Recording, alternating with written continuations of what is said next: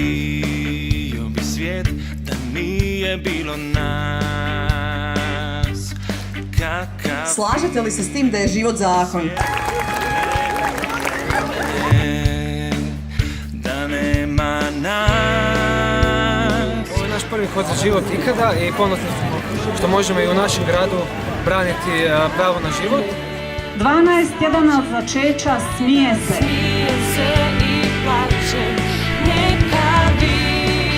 Drago mi je što smo se okupili ovdje u velikom broju, što ima jako mnogo obitelji, ima i starijih ljudi, svi nam daju potporu, svi su za ono za što se i mi svi zalažemo, a to je zaštita svakog ljudskog života, od njegovog začeća do prirodne smrti.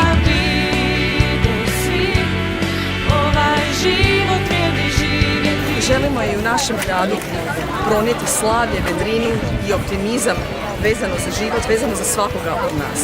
Mislim da je važno i u ovom predivnom baroknom gradu podijeliti poruku ljubavi, poruku života, potvrditi da znanost kaže da život počinje začećem i da je na nama da ga štitimo i zakonom i na sve druge načine na koje možemo.